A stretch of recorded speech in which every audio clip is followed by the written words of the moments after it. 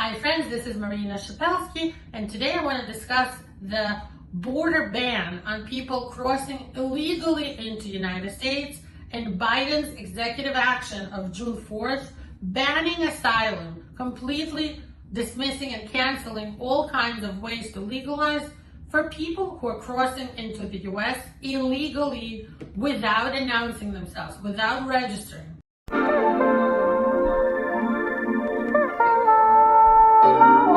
Now, the reason why this ban had to go into effect is because the situation at the border with Mexico has become so bad, so dire. The amounts of people there who were trying to rush through the border and were successful at it was astounding. A lot of people started to complain on both sides, by the way, Republicans and Democrats, of the political system in the United States, saying that terrorists are crossing into the United States like this.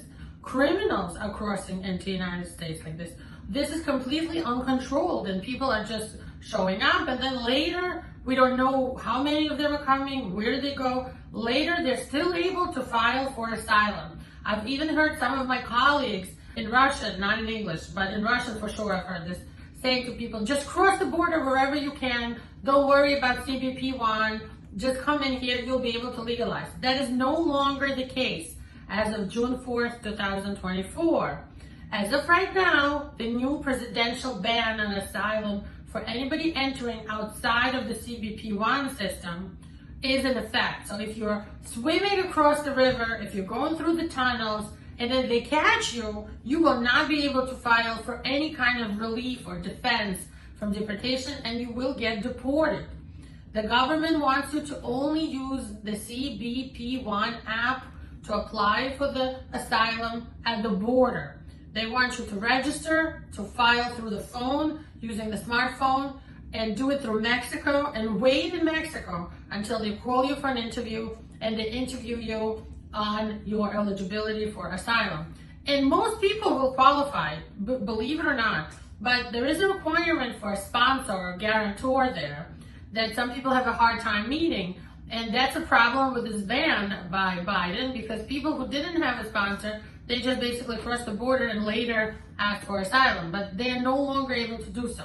Now you need a sponsor, you need to file through the CBP-1 app, and you need to show that you're eligible to ask for asylum in the US if they let you in.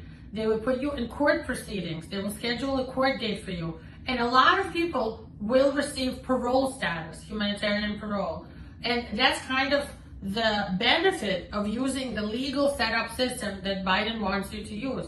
In exchange for following the rules, you have a high chance of being allowed to come in and file for asylum in the US with a work permit, with status, getting a lot of the insurance and Medicaid eligibility. This is a really good opportunity. If you follow the law and you follow the new system of CBP-1, you'll be able to get into the United States and they will not turn you away and you will get status. So there's now a full ban in place on anybody who tries to run across the border, through the river, through the tunnels. They don't want people to associate with gangs and so on. And since this has gone into effect on June 4th, there's a 25% drop in the amounts of people who are at the border. So people have heard this, and the number of people entering the US illegally has fallen sharply, with encounters at ports of entry falling by 25% since the White House announced the asylum restrictions earlier in June.